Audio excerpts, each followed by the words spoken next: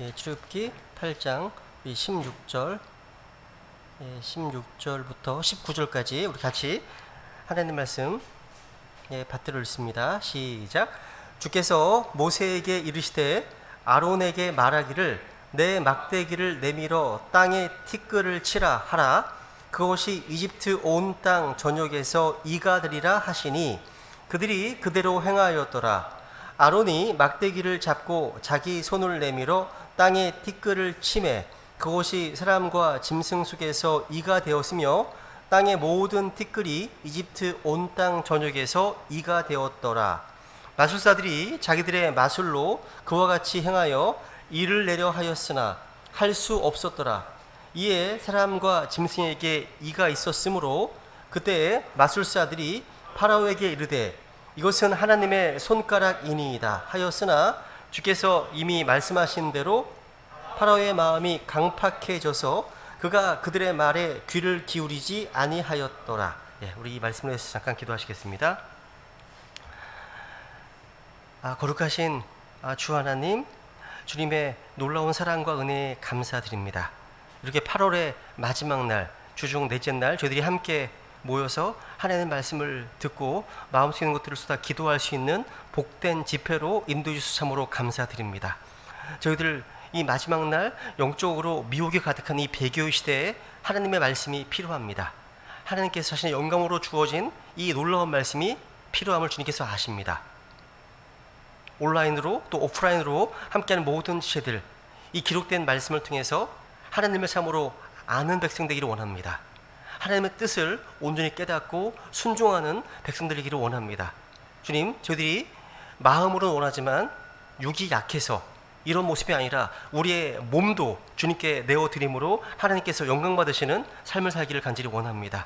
아버지, 이 시간 말씀을 전하는 자, 듣는 자 모두가 성령으로 충만한 가운데 하나님 말씀을 깨닫는 복과 은혜를 허락해 주시옵소서. 존귀하신 예수님의 이름으로 기도드렸습니다. 아멘. 우리는 이제 계속해서 하나님께서 이제 모세를 통해서 이집트에 내린 10가지 재앙을 이제 살펴보고 있습니다. 인생을 살면서 우리가 경험하는 많은 재앙들은요, 자연적인 재앙일 때가 많습니다. 그런데 어떤 재앙은 하나님의 심판의 결과이기도 합니다. 출애굽기 7장부터 나오는 재앙들은 이집트를 통치하고 있었던 당시의 파라오와 파라오를 추종하는 사람들, 또 파라오의 뒤에서 역사하고 있었던 사탄과 이집트의 신들에 대한 하나님의 심판의 결과였습니다. 여러분, 하나님께서 왜 이런 재앙을 이 땅에 내리셨습니까? 그 한 가지 목적이 오늘 본문에 나옵니다. 여기 본문 19절에 보시면 바로 하나님의 권능, 하나님의 능력을 계시하기 위해서입니다. 하나님의 능력을 계시하시기 위해서 이 재앙을 주신 거예요. 오늘 살펴볼 이 재앙에서 이집트의 마술사들이 이렇게 고백하고 있죠. 한번 19절 읽어볼까요? 출애굽기 8장 19절. 그때 마술사들이 파라오에게 이르되 이것은 하나님의 손가락이니이다 하였으나 주께서 이미 말씀하신 대로 파라오의 마음이 강팍해져서 그가 그들의 말에 귀를 기울이지 아니하였더라.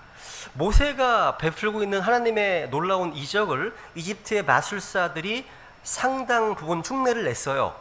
근데 그들의 흉내는요, 한계가 있었습니다. 이집트의 마술사들은요, 모세의 그 위대한 기적, 이적이요, 하나님의 손가락, 하나님의 권능으로 말미암았다는 사실을 분명히 알았습니다. 그리고 모세를 통해서 이런 이적들이 일어나고 하나님의 심판이 진행되니까 마술사들조차도 파라오에게 뭐라고 보고합니까? 이것은 하나님의 손가락입니다. 하나님의 권능입니다. 이것은 하나님이 하시는 일이 틀림이 없습니다. 놀랍지 않으세요? 여러분, 마술사의 배후에 사탄이 있었다면 이건 참 놀라운 고백입니다. 사탄까지도 하나님을 알아 모시고 있는 장면임을 볼 수 있습니다. 가끔 여러분 들으셨나 모르겠습니다. 그런 이야기를 이제 전 책에서 보게 되는데요. 그러니까 무당의 권유로 예수님 믿는 사람들이 있다는 겁니다. 들어보셨어요? 전 보러 갔다가 이건 예수님 믿어야 된다고 이렇게 무당이 권유해서 믿었대요. 그런 분들이 있답니다. 우리는 모르는데요, 마귀는 하나님을 알아봅니다. 마가복음 1장에 보시면 보세요. 1장 34절에 보시면 마귀가 예수님을 알아봅니다. 마가복음 1장 34절.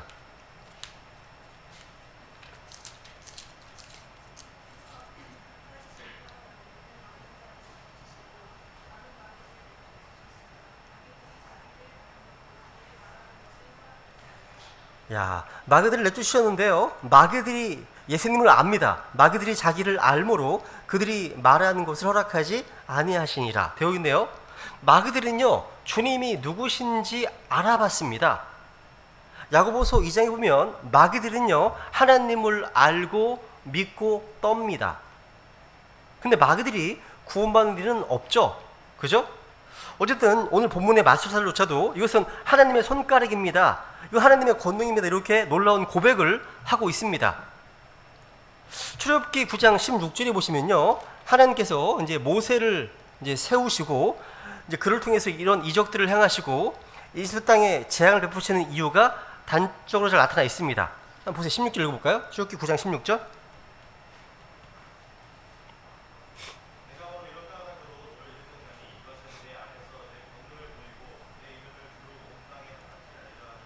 이게 재앙을 주신 목적입니다. 그러니까 하나님의 어떠하심, 하나님의 위대하신 권능을 계시하기 위해서입니다.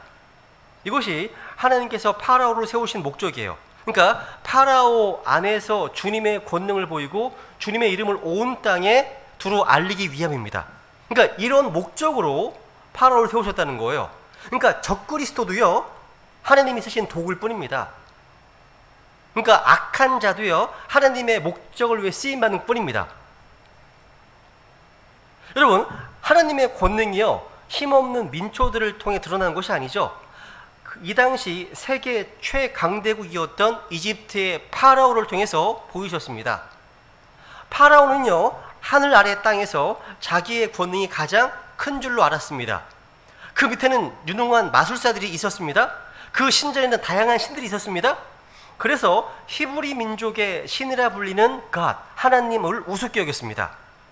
하나님의 권능이 파라오보다 아래인 줄로 알았다는 거죠. 파라오는 끊임없이 하나님을 대적하고 하나님의 권능에 도전했습니다. 연전연패를 하면서도 패배를 시인하지 않았고요, 하나님의 권능과 그분의 이름을 인정하지 않았다는 겁니다. 그런데 놀라운 것은요, 파라오의 이런 완악함, 강팍함은요, 하나님의 권능을 더 많이 높이 드러내는 역할을 했습니다. 이런 거예요. 마치 악역이 뛰어날수록, 악역이 능력이 뛰어날수록 주인이 더 빛나는 것과 비슷한 거예요. 악이 엄청 세, 그래야 주인이 더 세다는 거 드러나잖아요. 마찬가지입니다. 보통 이런 게 있습니다. 전쟁에서 승리한 장군들은요, 그 승리한 적을 엄청 높게 평가해요. 왠지 아세요? 그래야만 자신을 더욱 드러낼 수 있기 때문입니다. 그죠? 이와 비슷한 원리가 파라오의 강팍함이 크면 클수록 주님의 권능이 크게 드러났고, 주님의 이름은 당대 제국이었던 온 이집트와 주요 민족들에게 다 퍼져나갔습니다. 다 주변 민족들이 소식을 들었어요. 듣습니다. 주님께서는요, 이 파라오를 주님의 권능과 이름을 보이고 알리시는데 적합하게 사용하셨다는 겁니다. 우리는 지난 시간에요, 이제 나일 강을 피로 만드시는 재앙, 그리고 개구리 재앙을 살펴봤습니다. 오늘은 이제 강개이, 세 번째 이 재앙입니다. 이 재앙. 10개의 재앙 외우기 되게 쉬운 게 있어요. 앞에 점에 따서 외우는 방법 나중에 말씀드릴게요. 어쨌거나 이 세 번째 재앙은요, 땅의 티끌을 이로 만드는 재앙입니다. 이제 16절, 17절 읽어보세요. 16절, 17절.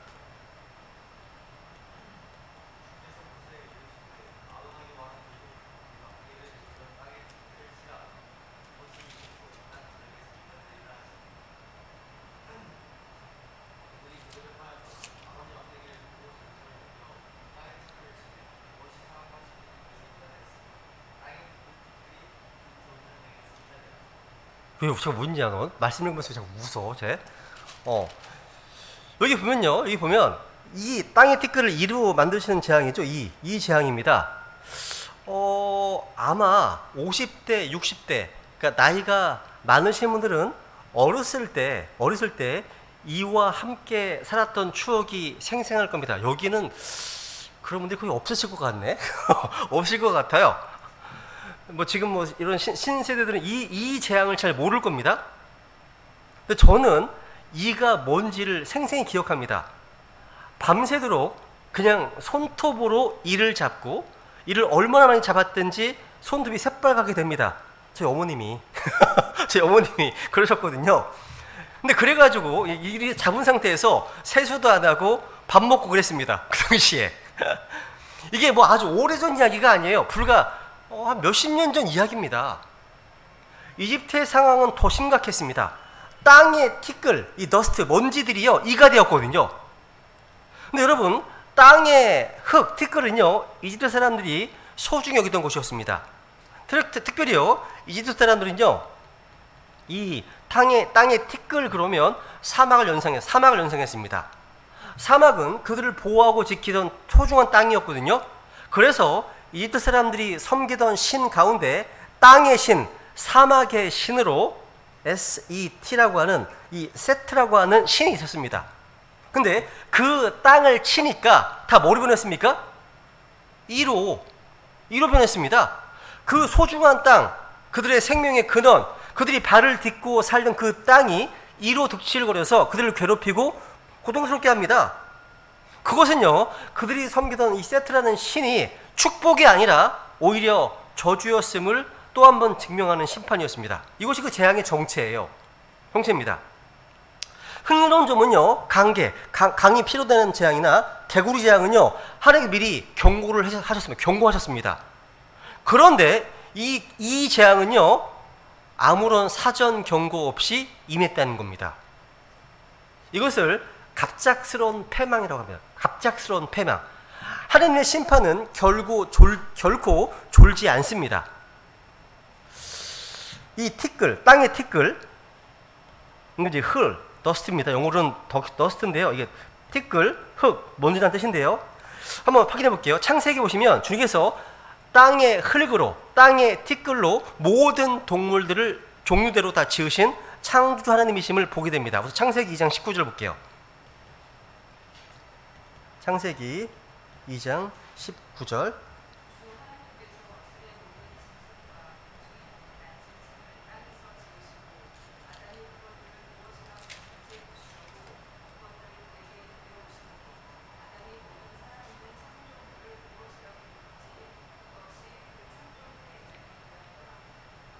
여기 보면 들의 모든 짐승과 공중의 모든 날짐승을 out of the ground, 땅에서 지으시고 라고 되어 있죠. 또 우리 인간을 창조하신 유명한 구절도 보겠습니다. 앞에 보세요. 7절, 창세기 2장 7절 보세요.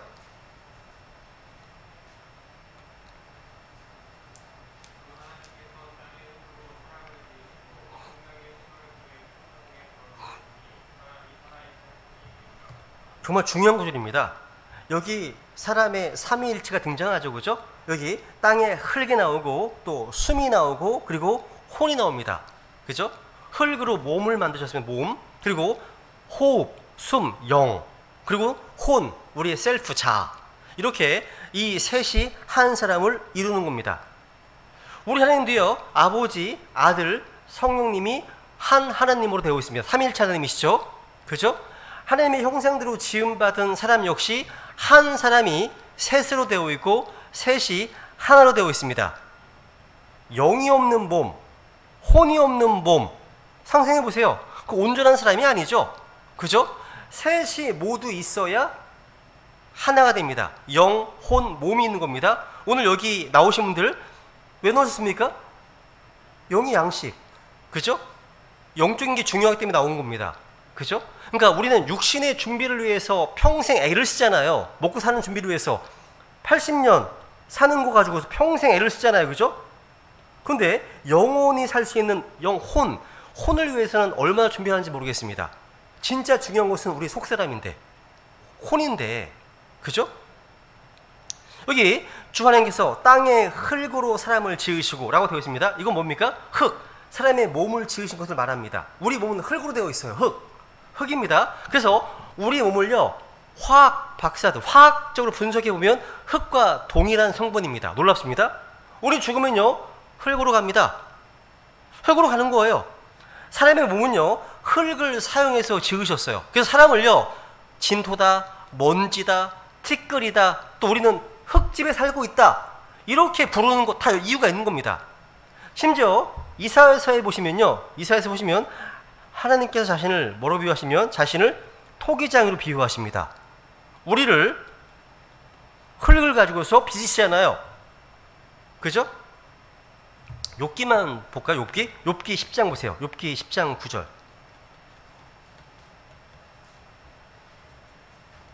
욥기 10장 9절.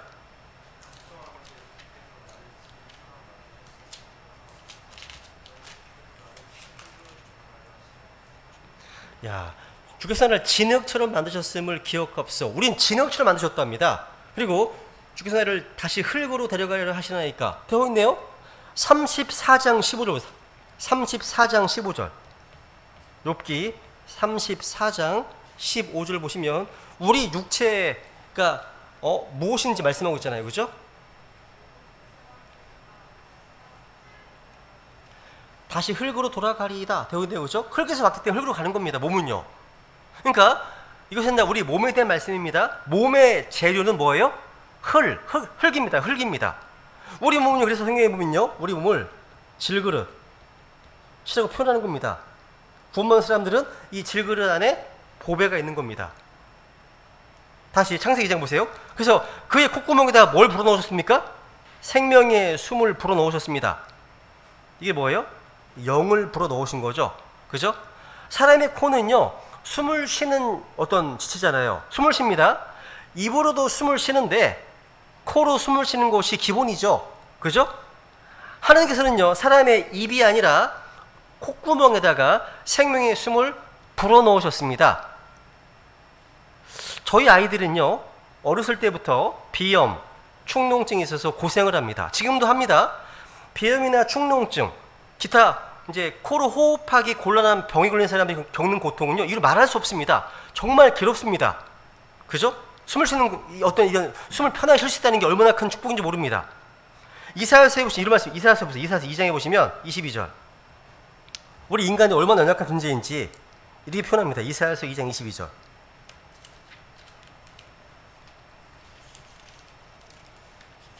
이사야서 2장 22절.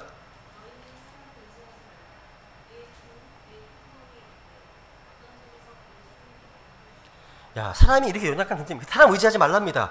그의 숨은 콧구멍에 있다고 얘기하지 않습니까? 수에 넣을 수도 없답니다. 숨만 못 쉬게 하면 죽잖아요. 그죠? 숨이 콧구멍에 있다. 그러니까 생명의 숨을 불어 넣으셨습니다. 이게 숨이 뭡니까? 영이에요, 영. 루아흐, 이런 영, 또 바람이라고 합니다. 같은 어원입니다. 하나님께서 흙으로 사람을 만드시고 친히 생명의 숨을 불어 넣으심으로 사람 속에 사람의 영을 지으셨습니다. 영을 지으신 거예요. 그죠? 그래서 뭐가 됐습니까? 사람이 뭐가 됐습니까? 제일 중요한 이겁니다. 사람이 창세기에 보니까 살아있는 living soul, 혼이 되었다. 이게 킹제임스 성경에서만 이렇게 되어 있습니다. 중요합니다. 여기 몸과 영이 나왔어. 그래서 뭐가 나와야 돼요? 혼이 나왔죠? 킹제임스 성경 분명히 living soul, 살아있는 혼이라고 되어 있습니다. 그런데 개역 성경에서는 이거를 생영이 된지라. 생영이 된지라? 카톨릭에서는요, 생명체가 되었다. 아주 황당합니다. 생명체가 되었더라 이렇게 말합니다. 현대인의 성경에 보시면요, living being, 그러니까 살아있는 존재가 되었다라고 합니다. 그러니까 킹제임스 성경을 제외한 다른 성경들은요, 하나님의 말씀을 부패시켜서 사람이 무엇인지, 사람이 누구인지를 완전히 가려버렸습니다. 여러분, 하나님께서 흙으로 사람을 만드시고 몸을 지으셨죠? 생명의 숨을 불어넣으심으로 사람은 살아있는 혼이 되었습니다. living soul입니다. 어떻게 할 수 있습니까? 성경이 스스로 정의합니다. 정의합니다. 고린도전서 보세요. 15장 45절. 고린도전서 15장 45절.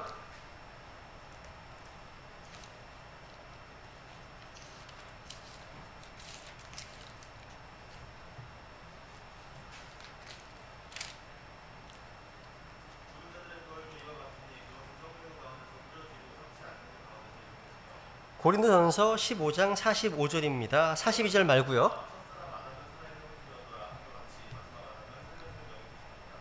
첫사람 아담 made a living soul, 살아있는 혼이 되었더라. 근데 앞에 보세요. 뭐라고요? 그러므로 그러므로 기록된 바. 전부가 기록된 바요. 기록된 바. 구약성경을 인용하고 있습니다. 어디 인용하는 겁니까 이게? 창세기 2장 7절을 인용하는 겁니다. 그죠? 바울은 창세기를 인용하면서 첫사람 아담은 살아있는 혼이 되었더라 증언하고 있는 겁니다. 그러니까 창세기 2장 7절의 이 말씀이 어떻게 되어 있는지 사도 바울이 정확하게 말해주고 있습니다.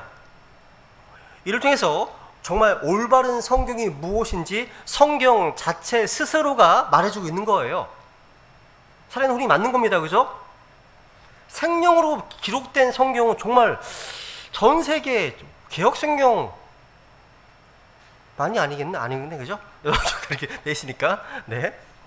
다시 본문으로 돌아오겠습니다. 출애굽기 다시 8장 보세요. 우리 주님께서는요, 이제 모세의 막대기로요, 단순히 땅에 티끌을 내려치기만 해도 무엇이든 만드실 수 있으신 분이십니다. 이것은 생명을 그냥 낳는 것이 아니라 창세기에 있었던 창조 행위와 동일한 겁니다. 다시 한번 이 내용은요, 이를 만드신 건요 창조 행위입니다. 땅의 티끌로 이를 만드셨잖아요. 창조 행위입니다. 여러분 마귀도 누군가 통해서 생명을 낳을 수도 있고요, 또 짐승에게 생명을 불어넣을 수도 있지만 창조는 할 수 없습니다. 그러니까 이 재앙은요, 이집트 사람들의 몸에 달라붙는 재앙이었습니다. 옷과 몸과 머리에 이가 득실거립니다. 한번 생각해 보세요. 여러분, 그 당시에 이집트의 제사장들은요, 거의 매일 목욕을 하고 면도를 했습니다. 3일마다 머리를 깎았습니다. 옷도 정결하게 입었습니다. 이들은 불결하게 신전 제사를 지내는 사람들이 아니었습니다. 그들의 몸과 옷과 머릿속에 이가 득실거림으로 해서 자신의 신들에게 제사를 지낼 수가 없게 되었습니다. 동물들도요, 이가 득실거리는데 이런 동물들도 신전 희생 제물로 드릴 수가 없게 되는 거예요. 우리는 여기서 주님께서요, 아담의 범죄로 땅을 저주하신 사실을 생각해 볼 필요가 있습니다.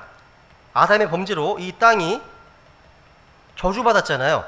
땅은 저주를 받아서 가시와 엉겅퀴를 내고 사람은 흙으로 돌아가야 했습니다. 그죠? 그래서 아담의 죄로 말미암아 땅이 저주를 받았습니다. 그죠? 저주를 받기 전 이 땅은요, 풀과 씨 맺는 채소와 자기 종류대로 열매 있는 과일나무를 냈습니다. 그러니까 땅에 있는 모든 것들은 다 좋은 것이었거든요. 다. 그런 땅이 저주를 받았습니다. 아담이요, 여러분, 죄를 짓기 이전의 땅은요, 사람이 살 수 있는 자연환경을 완벽하게 제공해 주었습니다. 근데 저주를 받은 땅은요, 전혀 그렇지 않습니다. 파리, 모기로 괴롭습니다. 그죠? 땅이 저주를 받자 사람이 살 수 없는 땅, 살기 힘든 땅이 수두룩하게 되었고, 어떤 땅은 사람에게 질병과 고통과 죽음을 가져다 줍니다. 하나님은 아론을 통해서 모세의 막대기로 저주받은 땅을 치셨는데 이가 나왔습니다. 우리는 주님께서 다시 오셔서 이 땅을 고쳐주시기까지는 이 땅에 어떤 소망도 둘 수가 없습니다. 여기 다시 18절, 19절 보세요. 18절, 19절. 이 말씀 아주 의미심장한 말씀입니다. 중요한 말씀입니다.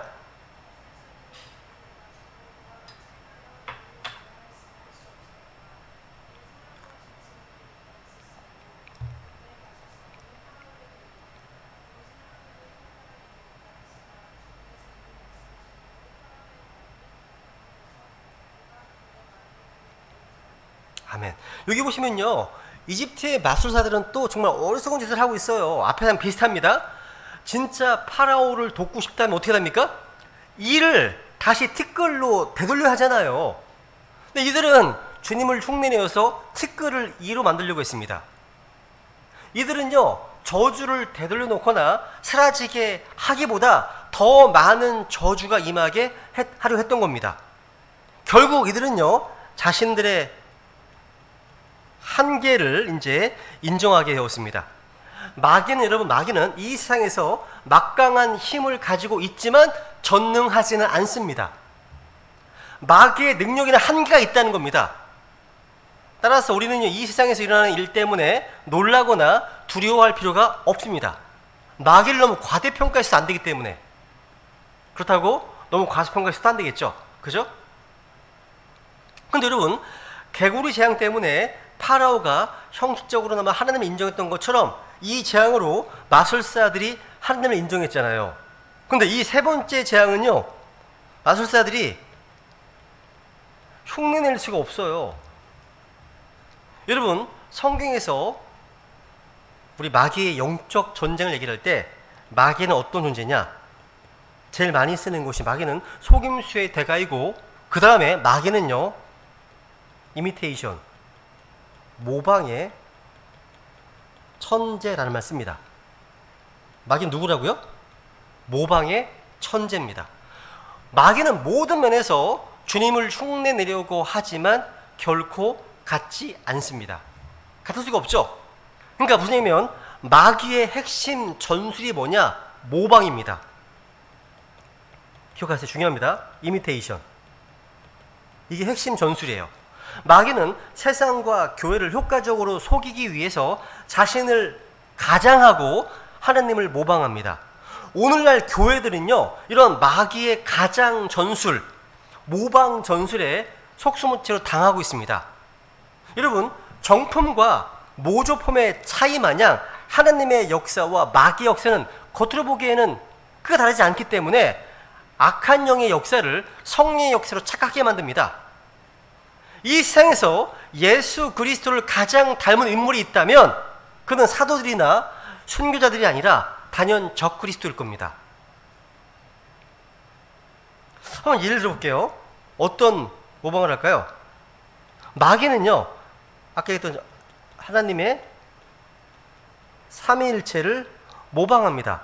마귀는 하나님과 동일하게 삼위일체, 사탄의 삼위일체를 가지고 있습니다. 지난주 봤죠? 계시록 16장에서 13절에서 사탄, 적그리스도, 거짓된 자, 그러니까 용, 짐승, 거짓된 자는 성부, 성자, 성령님을 대적하면서 주님의 사역을 흉내내고 있습니다. 두 번째, 마귀는 자신의 시나고그, 회당을 가지고 있습니다. 사탄의 회당, 계시록 2장 9절 말씀하죠. 사탄의 회당이 있습니다. 여러분, 마귀가 어디 있는지 알고 싶다면 교회 강단 뒤를 살펴보라는 말이 있습니다. 그런 말이 있습니다. 오늘날 예수님의 피의 속죄 사역이나 지옥의 심판에 대한 설교 대신에 이웃사랑과 긍정적 사고방식이나 내적 치유와 위로나 출세와 성공하는 방법에 대한 설교만 합니다. 마귀는 자기 회당으로 혼들을 끌어들여서 멸망의 길로 인도하겠다는 사실입니다. 끔찍한 일이죠. 세 번째, 여러분, 마귀는요, 자기의 일꾼들을 가지고 있습니다. 사역자들.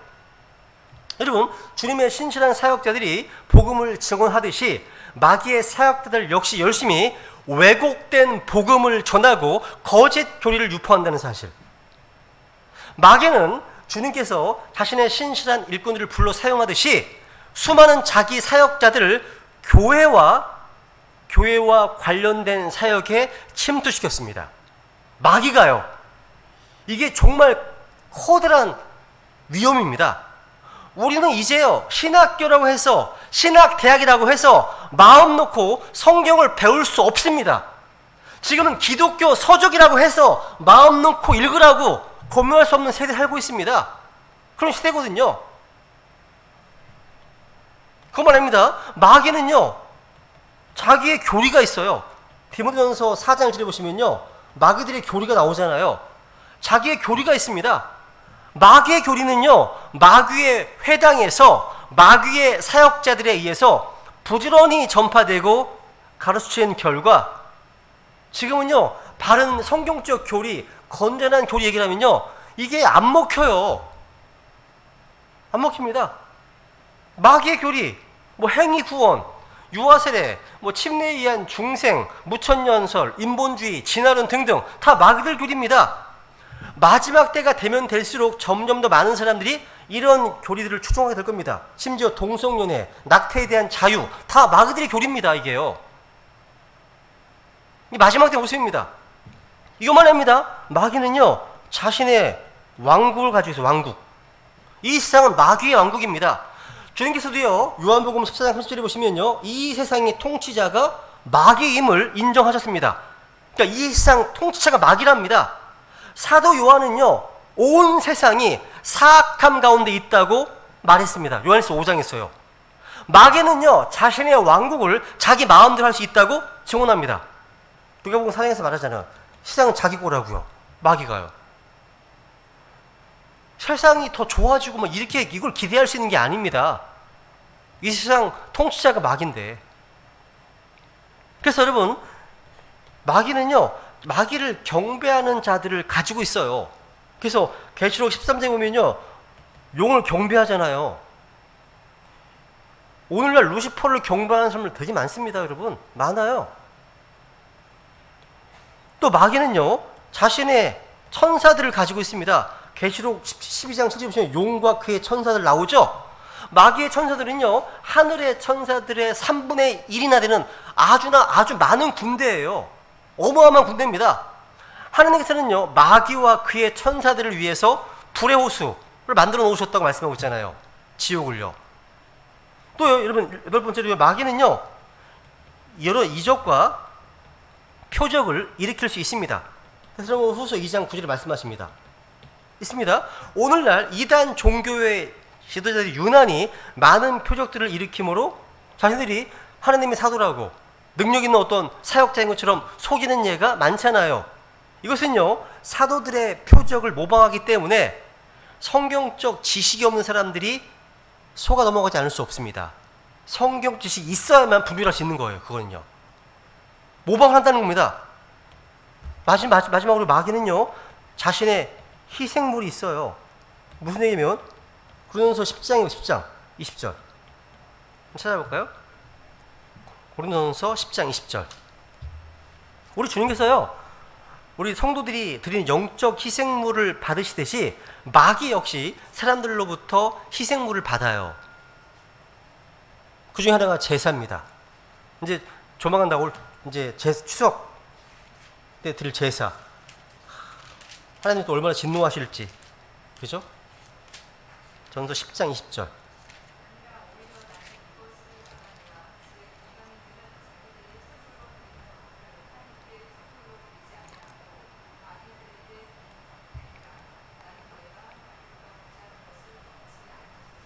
하나님께 드리는 게 아니라 마귀들에게 희생물을 드린다고 되어 있죠? 마귀는 자신의 희생물이 있습니다.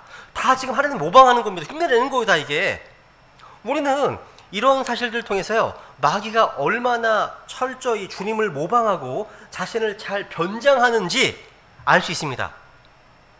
바울은 일찍이 이런 사실을 고린도 교회에 경고해 두었는데요, 바로 마귀는 자신을 빛의 천사로 보인다고 말씀하셨습니다. 한번 보세요. 11장 고린도 후서 11장 14절.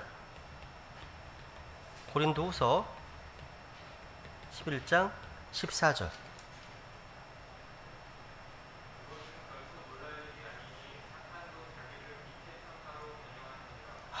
맞습니다. 사탄도 자기를 빛의 천사로 변형한다. 13절 보시면 거짓 사도, 속이는 일꾼 나오죠?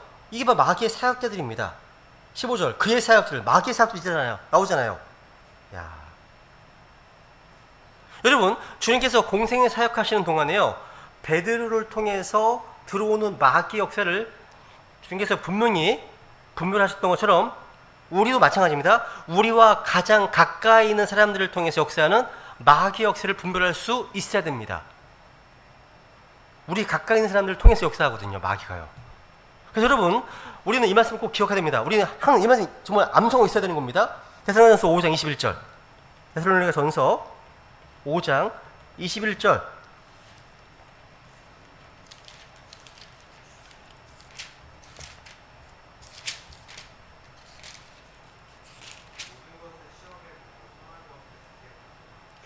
모든 것을 시험해 보고 선한 것을 굳게 붙들라. 이 말씀에 순종하셔야 됩니다.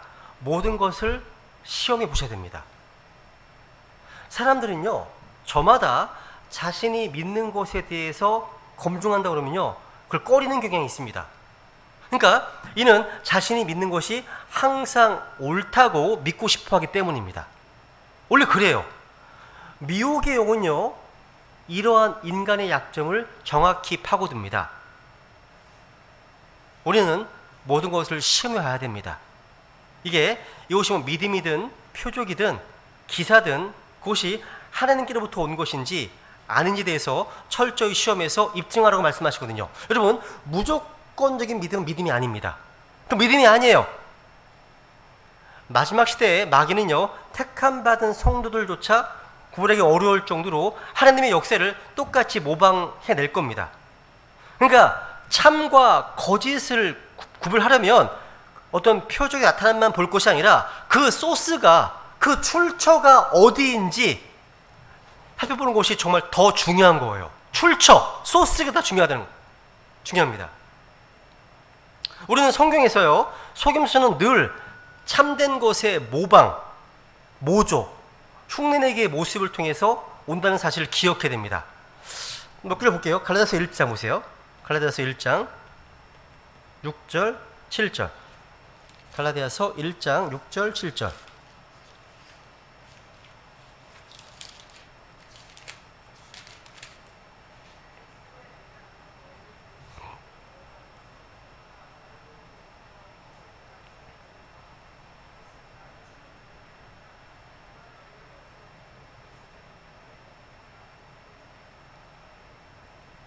여기 보면요, 여기 다른 복음이나 다른 복음으로 옮겨간다 얘기하잖아요. 근데 7절 보면 그것은 다른 참 복음이 아니며, 다른 참 복음이라는 말 빼보세요. Which is not another. 그것은 다른 것이 아닙니다. 아니라는 겁니다. 다른 복음은요, 그것은 그리스도의 복음을 왜곡시킨 겁니다. 그러니까 복음을 조금 바꾼 거예요. 이게 다른 복음입니다. 이게 여러분, 이사야서 14장 14절에 보시면 루시퍼의 야망이 나오죠. 뭐예요? 내가 지극히 높으신 이와 같이 되리라. I will be like the most high. 얘기하고 있죠. 그러니까 마귀는요, 지극히 높으신 분과 같이 되고 싶어 합니다. 이게 마귀의 야망이에요. 마귀는 가능한 한 하나님과 똑같이 닮기를 원한다는 겁니다. 그래서 이 마귀의 사역들이었던 이집트의 마술사들 역시 모세를 똑같이 흉내내려고 하는 겁니다. 사탄은 최고의 미조자거든요. 에베소 5장 1절 보세요. 에베소 5장 유명한 구절 하나 있습니다. 이거 관련돼서 에베소 5장 1절.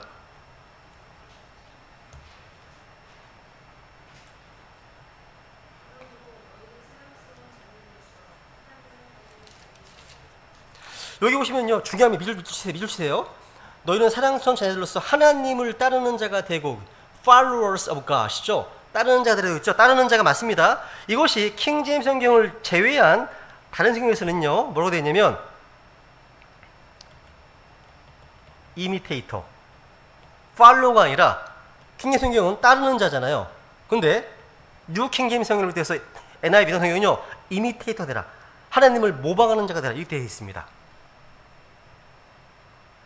악한 겁니다. 속으면 안 돼요.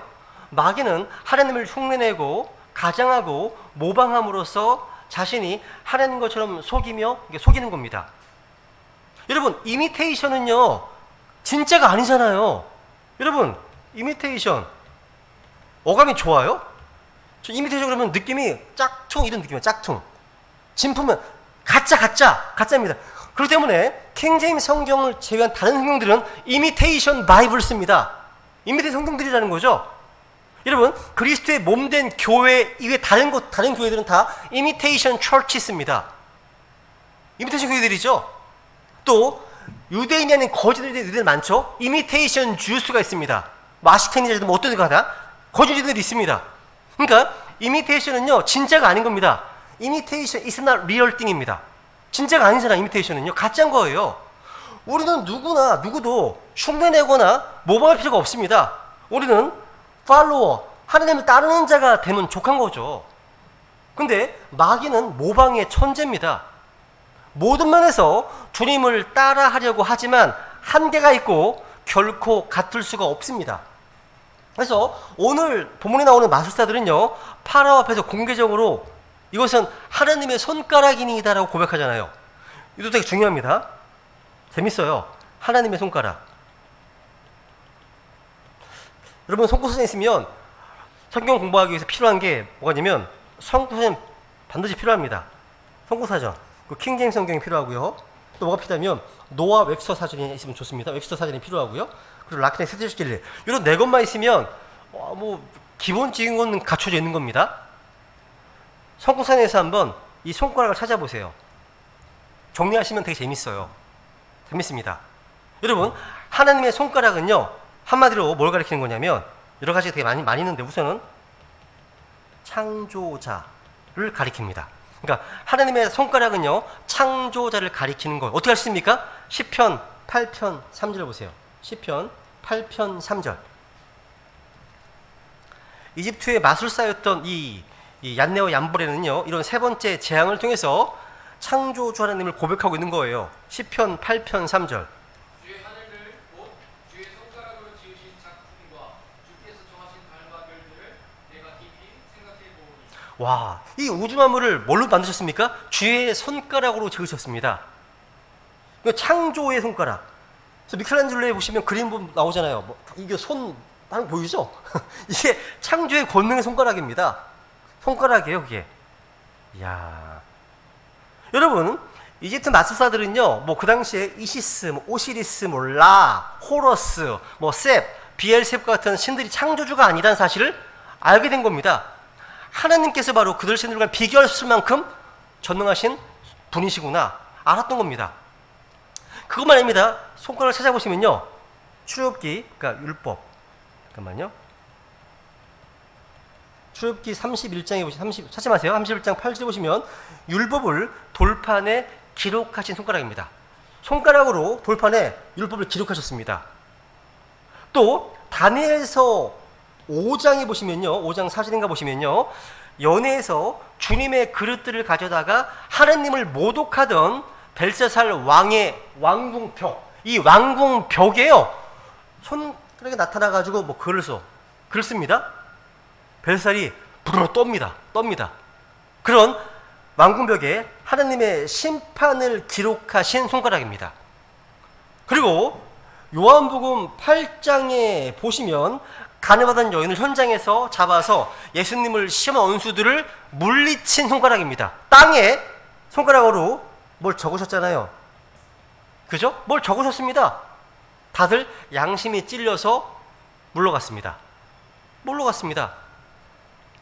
우리는 주님께서요, 찾아볼게요. 이제 누가복음 7장, 11장, 누가복음 11장 보시면 주님께서는요 하나님의 손가락으로 마귀들을 내쫓아 주셨습니다. 그래서 하나님의 왕국이 우리 마음속에 임하게 하셨습니다. 누가복음 11장 20절.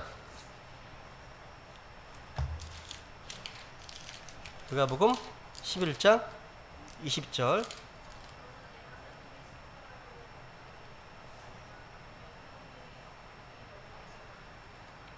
와, 그러니까 하나님의 손가락이요 어마어마한 권능이 있는 겁니다. 이게요. 하나님의 손가락으로 마귀들을 내쫓는다면 되어 있죠. 야, 그러니까 이렇게 하나님의 손가락은요 창조의 권능이 있는 손가락이고 하나님의 말씀 율법을 기록한 손가락이고 마귀들을 내어쫓는 전쟁하시는 손가락이신 겁니다. 놀라운 거 이게요. 그러니까 이것은 하나님의 손가락이니이다. 이거 비록 누가 한 얘기입니까? 누가 한 말 고백이에요? 하나님을 대적하는 이집트의 마술사들의 입에서 나온 말이지만 이거는 합당한 반응인 겁니다. 주님께.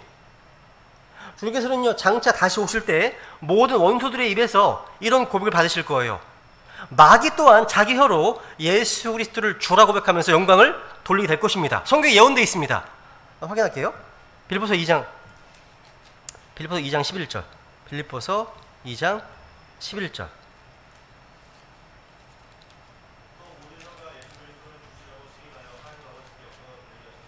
야, 모든 혀가입니다. 주님께 모든 것이 다 복종합니다. 예수님은 자신을 낮추셨지만 하나님은 예수님을 지극히 높여서 모든 혀가 예수님은 주님이시다 라고 고백하게 하는 겁니다. 여러분, 이 땅에 많은 사람들이 예수님 믿지 않습니다. 또 예수님 믿는다고 하는 사람들 중에 예수님을 주님이라고 고백하지 않는 사람들이 많습니다. 무슬림들은요, 이슬람 사람들은요, 예수님은 주님이시라고 시인하지 않습니다. 여호와의 증인들도 예수님을 주님으로 시인하지 않습니다. 많은 이단 종교들이요, 예수 그리스도를 주라고 시인하지 않습니다. 십자가 앞에 강도는 예수님을 주님이라고 시인했습니다. 구원받았죠. 그죠? 근데 가룟 유다는요, 한 번도 예수 그리스도를 주님이라고 시인한 적이 없는 거 아십니까? 성경 찾아보세요. 없습니다. 항상 선생님이요, 메스터 이렇게 표현했지 로드란 말을 쓰지 않았습니다. 유다는요. 이 차이가 있는 겁니다. 여러분, 예수 그리스도는 주님이시다, 이 사실을 마음으로 믿고 입으로 고백한 사람이 구원받습니다. 구원받는 겁니다. 이게요, 하나님께서는요, 예수님께서 주님이라는 사실을 모두가 다 알고 고백하도록 하실 겁니다. 지금 안 하면 하나님의 심판대 앞에 서게 될 겁니다. 지금 하면 구원받습니다. 근데 심판대에서는요, 구원받을 수 없습니다. 받지 못합니다. 늦은 거죠. 그러니까 지옥에 있던 혼들, 마귀들까지 모조리 다 예수님은 주님이심을 고백하지 않을 수 없게 됩니다. 예수님이 주님이심을 믿고 고백하는 것이 바로 하나님께 영광 돌리는 것입니다. 예, 오늘은 여기까지만 하겠습니다. 오늘 들으신 말씀을 기억하시면서 그리고 각자 자신의 기도 제목들을 가지고 중간 기도하신 후에 마무리하겠습니다.